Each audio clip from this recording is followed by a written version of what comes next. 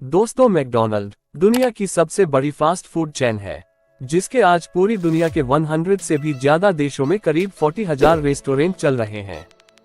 वैसे तो मैकडॉनल्ड की बात करते ही हमारे दिमाग में सबसे पहले इसके बर्गर्स और फ्राई राइस का ख्याल आता है, जो कि नो डाउट बहुत ही ज्यादा अमेजिंग होते हैं।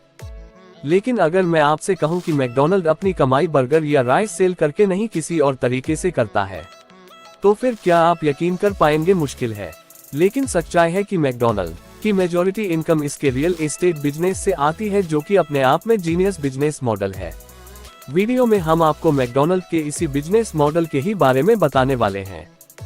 जैसे दोस्तों, मैकडॉनल्ड के सबसे बड़े कंपटीटर जैसे बर्गर किंग और KFC वगैरह की अगर बात करें, तो इन कंपनी की मेजॉरिटी अर्निंग इनकी प्रोडक्ट सेलिंग यानी कि बर्गर प्राइस और चिकन वगैरह को सेल करने से होती है। लेकिन वही मैकडॉनल्ड की कमाई का अगर हिसाब लगाया जाए, तो फिर इसे एक फास्ट फूड चेन नहीं बल्कि एक रियल एस्टेट कंपनी कहा जाएगा। मेजॉरिटी अर्निंग उसे रेंट या फिर रॉयल्टी पर डिपेंड करती है, जो कि उसे उसके प्रॉपर्टीज के फ्रेंचाइजी के थ्रू मिलता है। अब अगर सिंपल वर्ड्स में कहें, तो दुनिया भर में मैकडॉनल्ड के जितने भी रेस्टोरेंट चल रहे हैं, उनमें से ऑलमोस्ट सभी रेस्टोरेंट की कंप्लीट ओनरशिप खुद मैकडॉनल्ड के पास ही है। यह फैक्ट एक रिपोर्ट के अकॉर्डिंग अपने टोटल रेस्टोरेंट के करीब 50% लैंड और 80% बिल्डिंग को मैकडॉनल्ड खुद अर्न करता है। यानी कि मैकडॉनल्ड अपने रेस्टोरेंट को ओपन करने के लिए किसी जगह या बिल्डिंग को किराए पर नहीं लेता, बल्कि जगह को खरीद कर खुद अपने पैसे से वहां रेस्टोरेंट बनाता है और फिर उन रेस्टोरेंट को फ्रेंचाइजी पर देकर अपने फ्रेंचाइजी से रेंट और रॉयल्टी वसूल करता है।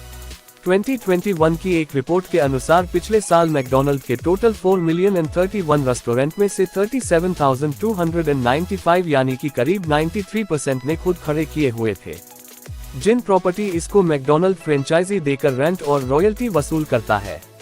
हालांकि अब यह नहीं है कि बिल्कुल भी पैसा नहीं कमाता, बल्कि फास्ट फूड सेलिंग से भी इसका अच्छा खासा रेवेन्यू जनरेट होता है। लेकिन फर्क ये है कि उनकी टोटल अर्निंग का सबसे बड़ा हिस्सा इसे अपनी प्रॉपर्टी, इसके रेंट और रॉयल्टी से ही मिलता है। फॉर एग्जाम्पल, पिछले साल मैकडॉनल्ड ने सिर्फ रेंट और रॉयल्टी के रूप में ही $13.3 बिलियन कलेक्ट किए थे, क्योंकि इसके टोटल रेवेन्यू का करे 57% हिस्सा था। यह फ्रेंचाइजी बिजनेस मॉडल है, क्योंकि इसमें मैकडॉनल्ड को नुकसान होने के चांसेस लगभग ना के बराबर है। कल अगर कोई भी फ्रेंचाइजी सेल्स कम होने की वजह से नुकसान में भी चल रही होती है, तब भी मैकडॉनल्ड को उसे अपना एक फिक्स्ड रेट और रॉयल्टी फीस आती रहती है। इसके रूल्स के अकॉर्डिंग फ्रेंचाइजी को होने वाले लॉस में मैकडॉनल्ड का कोई हिस्सा नहीं होता, और अगर कोई फ्रेंचाइजी बहुत ही ज्यादा लॉस होने की वजह से रेस्टोरेंट को क्लोज भी कर देता है, तो फिर उसे सिचुएशन में भी मैकडॉनल्ड को कोई खास नुकसान नहीं होता, क्योंकि मैकडॉनल्ड अगर चाहे तो वह अपने उसे रेस्टोरेंट में कोई नया फ्रेंचाइजी ला सकता है, उसे प्रॉपर्टी को सेल कर सकता है, या फिर उसे किसी दूसरे बिजनेस को भी रेंट पर दे सकता है। अब आपको जानकर हैरानी होगी कि 2020 में मैकडॉनल्ड की प्रॉपर्टी और इक्विपमेंट की टोटल वैल्यू $53 बिलियन थी, और यही वजह है कि इस कंपनी को अगर आज एक रियल एस्टेट कंपनी के रूप में लिस्ट कर दिया जाए, तो उसकी गिनती दुनिया के टॉप 10 रियल एस्टेट कंपनी में होगी। अब दोस्तों, मैकडॉनल्ड के साथ में ये सब कुछ बाय चांस गलती से नहीं हुआ। कैसे जानबूझकर स्ट्रेटेजिक एक रियल एस्टेट कंपनी के ही जैसा बनाया गया है। दरअसल मैकडॉनल्ड शुरुआत से ही अपने फ्रेंचाइजी को चुनने और उस काम करवाने के मामले में बहुत ही ज्यादा स्ट्रिक्ट रहा है। Famous business news website business insider के अकॉर्डिंग मैकडॉनल्ड के पास में 375 पेज का एक डॉक्यूमेंट है, जिसमें सिर्फ फ्रेंचाइजी से जुड़े हुए रूल्स, रेगुलेशंस और रिस्पॉन्सिबिलिटी के बारे में लिखा हुआ है।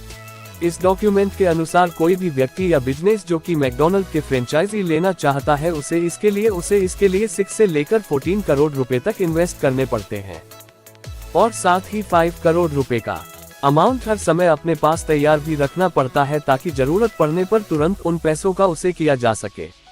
इसके अलावा उसे 30 लाख रुपए फ्रेंचाइजी के रूप में और हर महीने टोटल सेल्स का 4% रॉयल्टी के रूप चुकाना पड़ता है। इस सब के अलावा डेस्कटॉप की लोकेशन क्या होगी, यह भी मेक डाउनलोड डिसाइड करता है। सिलेक्ट करने के मामले में मैकडॉनल्ड स्टार्टिंग से ही बेस्ट रहा है, और ज्यादातर केसेस में देखा गया है कि अपने रेस्टोरेंट के लिए ये हमेशा भेदभाव वाली प्राइम लोकेशन को ही सेलेक्ट करता है, जहां पर पार्किंग की भी पूरी सुविधा होती है। और दोस्तों, आपको जानकर हैरानी होगी कि मैकडॉनल्ड के साथ बिजनेस करने के लिए इतने सारे रूल्स और रेगुलेशंस को ध्यान में रखना पड़ता है। इसके लिए मैकडॉनल्ड में हैम्बर्ग यूनिवर्सिटी नाम की एक ट्रेनिंग फैसिलिटी भी बनाई हुई है। जहां पर यह फ्रेंचाइजी ओनर्स और एक्स्ट्रा मैनेजर्स वगैरह को अपने साथ में बिजनेस करने के लिए ट्रेन करते हैं। लेकिन दोस्तों, आपके मन में लास्ट सवाल यही आता है कि इतना सख्त क्राइटेरिया और इतने सारे रूल्स होने के बाद भी लोग आखिरकार इसकी फ्रेंचाइजी क्यों लेते हैं? असल में इसका रीजन ये है कि मैकडॉनल्ड पूरी दुनिया के सबसे ज्यादा जाने माने फेमस ब्रांड में से एक है, जिसके चलते लोगों को यह एक बेहद सेफ इन्वेस्टमेंट नजर आता है। और दोस्तों, अपने फास्ट फूड बिजनेस में सक्सेसफुल रहने के साथ साथ जिस तरह से यह एक रियल स्टेट जॉइंट बना है, ये अपने आप में एक मिसाल है। और यही चीज आज मैकडॉनल्ड को दुनिया के सबसे प्रॉफिटेबल ब्रांड में से एक बनती है। बाकी आज की हमारी इस वीडियो में बस इतना ही। यह वीडियो आपको कैसी लगी हमें कमेंट करके जरूर बताइएगा। वीडियो को एक लाइक करके आप हमारे मनोबल को बढ़ा सकते हैं। आपका बहुमूल्य समय देने के लिए थैंक यू सो मच।